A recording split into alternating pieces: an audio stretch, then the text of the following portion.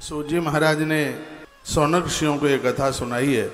महात्मा सौनक ऋषियों ने सूत जी को पूछा, कहा गुरुवर, लक्ष्मीपति नारायण भगवान कौन से व्रत से ज़्यादा प्रसन्न हो जाते हैं, उसके बारे में आप हमें बता दें। तब उन्होंने जवाब दिया कि ऐसा धरती का एक व्रत है, वो 11 का व्रत है, एकादशी का व्रत है, जिससे से भगवान प्रसन्न ही नहीं हो जाते।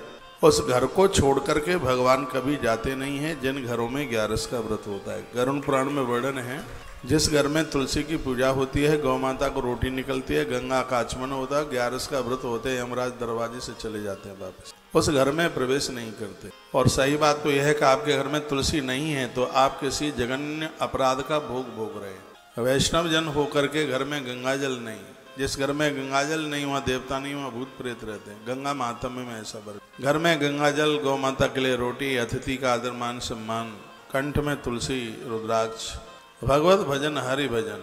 ऐसा बताते हैं कि सामने कोई चंदन तिलक लगाए आपको दर्शन दे जाए। सुबह से हमसे यदि कोई अपराध हो गया है तो उस व्यक्ति के दर्शन करते ही हमारे अपराध क्षीण हो जाते हैं। तो कोई भी दिन ऐसा ना निकले कि आपके भाल पर रोली तिलक चंदन।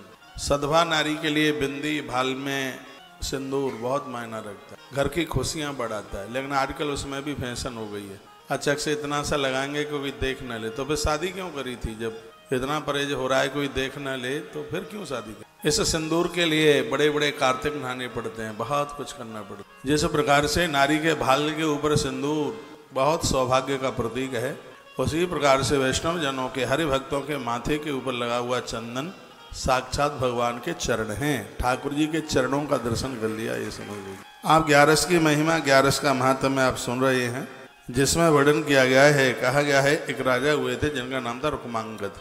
एकादशी का व्रत करते हैं।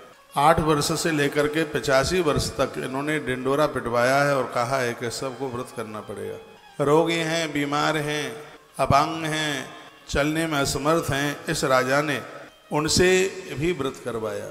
राजा हाथी पर बैठ करके ढिंडोरा पिटवाता था कि आज एकादशी है, कोई भी अन्न नहीं खाएगा, जो अन्न खाएगा उसे प्राण दंड मिले। कर्कश बोल करके भी यदि किसी से धर्म करवाया जाए तो उसमें कोई अपराध नहीं है, ऐसा बोला गया। ये कहते थे कि आज एकादशी तिथि है, आज के दिन 8 वर्ष से अधिक और 85 वर्ष से कम आयु वाले जितने भी लोग हैं वो यदि भोजन करेंगे तो मैं उन्हें प्राणों का दंड दूं। 8 साल से नीचे और 85 के जो ऊपर थे बस वही मुक्त थे राजा के द्वारा, और 8 से 85 के वर्ष में जितने लोग थे राजा सबसे एकादशी करवाता और यह कहता कि मेरा दंड होगा यदि तुमने मेरी बात नहीं मानी तो उसे नगर से निर्वासित कर दिया जाएगा।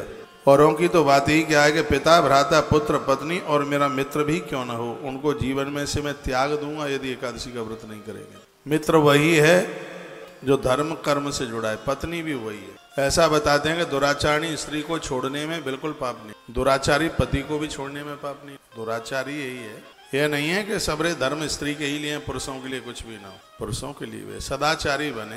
कहा गया कि मेरी माँ होगी, पिता होंगे, मित्र होंगे, उनको भी मैं छोड़ दूंगा यदि सदाचारी बन करके नहीं जिए, 11 का एकादशी का व्रत न किया तो। ये बहुत बड़ी आवाज इस राजा की थी। राजा का नाम था रुक्मांगद। एकादशी मैया के ये बहुत परम भक्त थे। राजा के इस प्रकार घोषणा करने पर सब लोग एकादशी का व्रत करने लगे और सब भगवान विष्णु के लोक में जाने लगे। यमराज का रास्ता बंद हो गया। यमराज के यहाँ यमलोक में 28 नरक हैं, 28 नरक के रास्ते बंद हो गए। जितने भी लोग हैं वो सब गरुड़ की पीठ पर बैठते हैं और सीधे भगवान नारायण के धाम जाते हैं। यह एकादशी की महिमा थी। ये बस बात कहकर समय पास करने के लिए कथा नहीं है।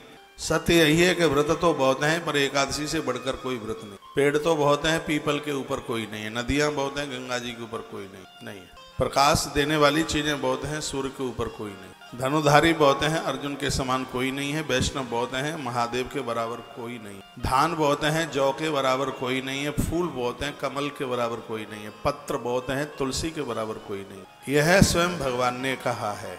भगवान कहते हैं कि जो इस 11 का व्रत करते हैं उनको मैं स्वयं अपना गरुड़ लेकर के लेने के लिए आता हूँ। वो यमराज के संग नहीं जाते, उन्हें वैतरणी जाने की जरूरत नहीं पड़ती। इतनी बड़ी महिमा एकादशी की है। और मैं आपको कल से 11 महात्म्य में सुना रहा हूँ और बड़ा आग्रह पूर्वक निवेदन करूँगा, यदि आपसे हो जाता है तो आप व्रत कर लीजिए 11 का। यदि आप आश्रम में होते तो मैं आपको यह व्रत करवा के ही छोड़ता। इससे बड़ा व्रत नहीं है, इसमें कल्याण छिपा हुआ है। और एकादशी के दिन तीर्थों में पहुंच करके भी जो व्रत नहीं करते, निश्चित रूप से कोई न कोई अभागापन, कोई न कोई उनका अपराध है, कोई न कोई उनका पाप। लोग कहते हैं साधुओं के बड़े आनंद हैं, ये कहते हैं मजे हैं।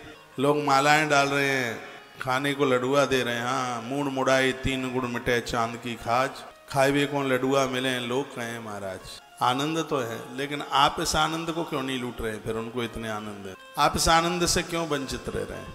उनकी रोज जीने की जो जिंदगी है मैंने बहुत करीब से देखी है। जीवन बड़ा कठिन है।